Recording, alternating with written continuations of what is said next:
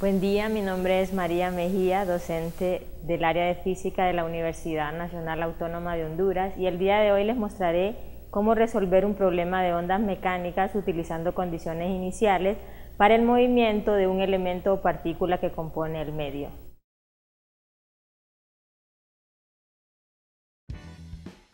Si es una onda transversal, entonces la amplitud de la onda está en el eje Y.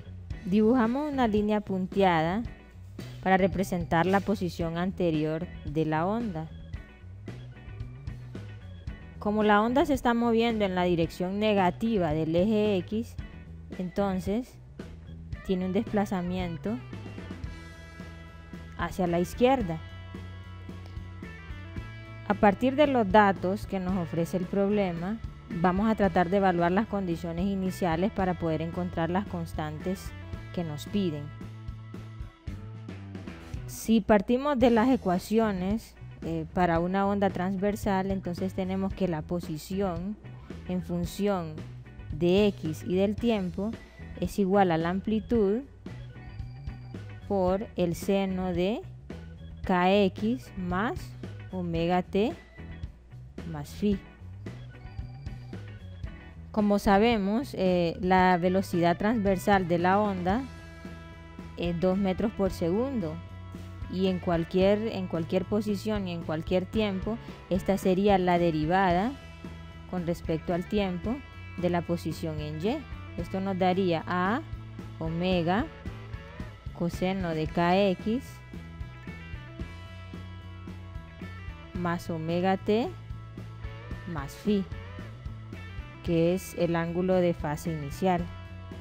También tenemos que para el tiempo t igual a 0 y x es igual a 0, tenemos una posición en Y igual a 2 centímetros.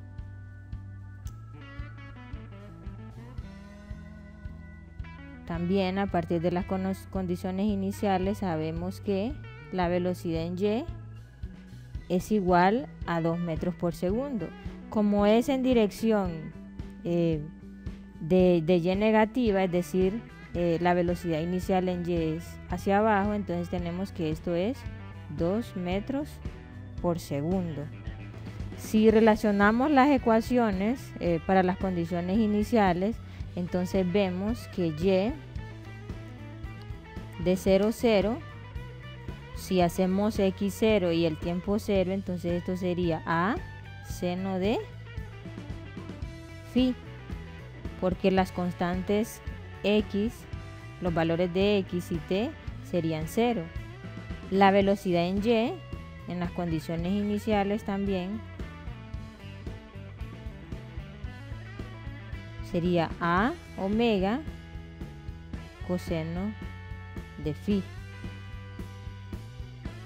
Como las condiciones iniciales, el problema nos lo da, entonces podemos relacionar a partir de estas ecuaciones y podemos decir que a seno de phi es igual a 2 centímetros. De igual manera, a omega coseno de phi es igual a menos 2 metros por segundo. Para poder encontrar la amplitud de la onda, es necesario que conozcamos antes la frecuencia, en este caso la frecuencia angular. Como lo vimos anteriormente, a partir de las condiciones iniciales, tenemos que la posición en Y, en las condiciones iniciales, es igual a seno de phi, y esto al mismo tiempo es igual a 2 centímetros, que eso si lo convertimos a metros sería 2 por 10 a la menos 2 metros. De igual manera, la velocidad en Y sería a omega coseno de phi, y eso es igual a menos 2 metros por segundo, ya que la velocidad inicial transversal es en sentido negativo del eje Y. Ahora, Con estas dos ecuaciones podemos proceder a encontrar la amplitud, pero antes necesitamos definir cuál va a ser la frecuencia angular de la onda. Y esta es igual a 2pi por la frecuencia. Sabemos que la frecuencia es igual al inverso del período, es decir, 1 sobre el período. El período es una de los datos que nos da el problema y es igual a 25 milisegundos. Sabemos que en un segundo hay 1000 milisegundos, por lo tanto el período sería 25 por 10 a la menos 3 segundos. Si sustituimos estos datos, tendríamos que la frecuencia angular es igual a 2pi entre el período. Como el período es un dato que conocemos y 2pi es una constante, entonces podemos sustituir los datos y tendríamos 2pi radianes entre 25 por 10 a la menos 3 segundos. Si calculamos este valor, nos daría 80 pi radianes por segundo. Es decir, hemos encontrado la frecuencia angular de la onda. Vamos a proceder a encontrar la amplitud de la onda a partir de las condiciones iniciales que tenemos. La posición y, cuando x es igual a 0 y el tiempo es igual a 0, es igual a seno de phi. De igual manera, la velocidad en y, cuando la posición es 0 y el tiempo es 0, es a omega coseno de phi. Como este representa un sistema de ecuaciones, vamos a resolver el sistema para poder encontrar el valor de la amplitud y también el ángulo de fase inicial. Para ello, vamos a despejar en la segunda ecuación para a coseno de phi, es decir, vamos a pasar omega a dividir en el otro lado de la ecuación. Ahora lo que vamos a hacer es la ecuación 1 y la ecuación 2 las vamos a elevar al cuadrado, es decir, vamos a tener y al cuadrado de 0, 0 igual a cuadrado por el seno cuadrado de phi, más velocidad en y al cuadrado entre omega cuadrado igual a cuadrado coseno cuadrado de phi.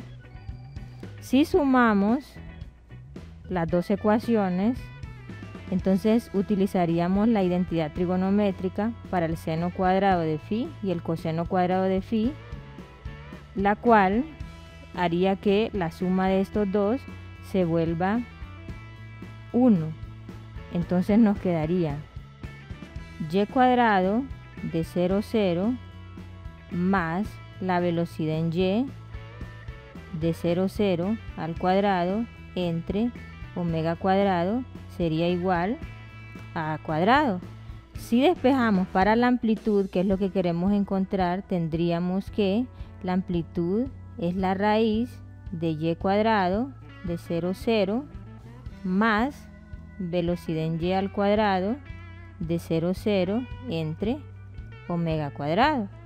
Es por eso que antes, para poder encontrar la amplitud, debíamos encontrar la frecuencia angular de la onda. En este caso, si sustituimos la posición inicial en y para el tiempo 0 y la posición x0 es 2 por 10 a la menos 2 metros elevados al cuadrado, más la velocidad en y, que es menos 2 metros por segundo elevado al cuadrado, entre la frecuencia angular que acabamos de encontrar, que es 80 pi radianes por segundo.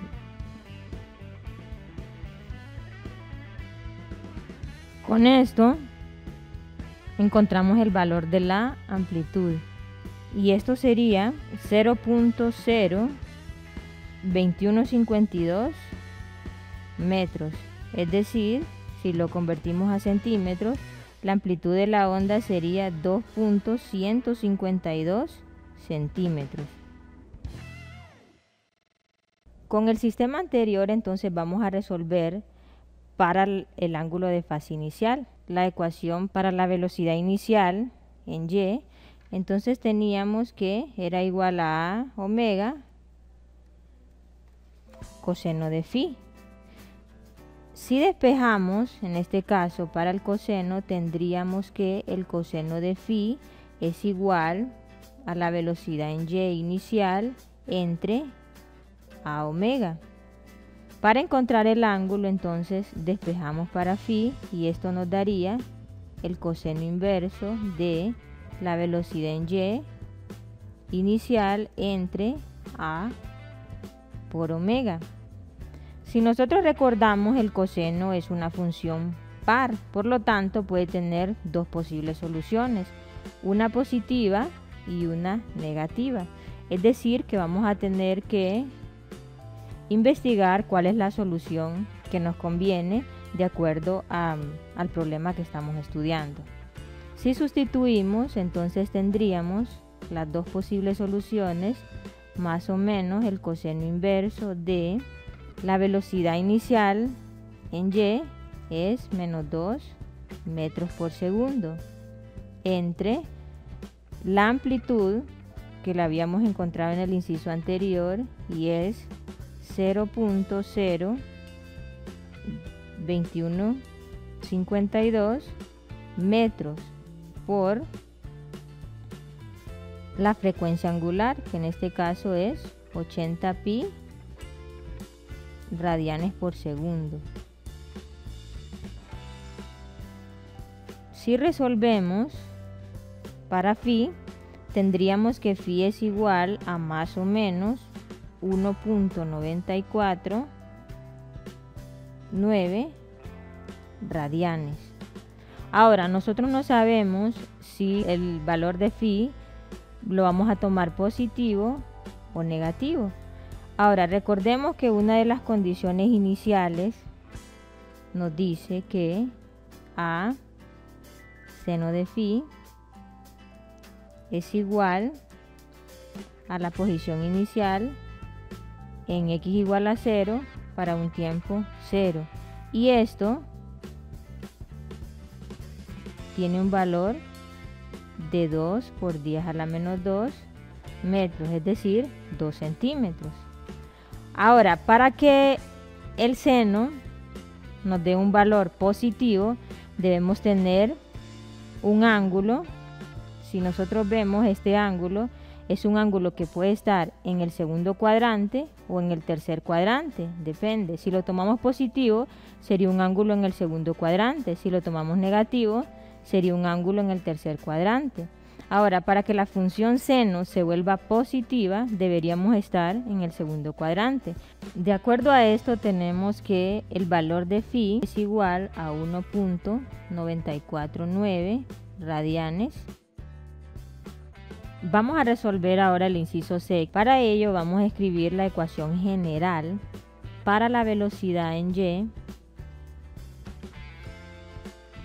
para una posición x arbitraria y un tiempo arbitrario, la cual la habíamos encontrado derivando la posición en Y, esto es a omega coseno de kx más omega t más phi. Si nosotros recordamos el comportamiento de una función coseno, la función coseno adquiere su valor máximo cuando el ángulo es 0 o 360 grados, es decir, adquiere su valor máximo positivo, o su valor mínimo lo adquiere cuando el ángulo es 180 grados, es decir, que para que la velocidad en Y sea máxima, nosotros debemos hacer que el coseno se vuelva 1.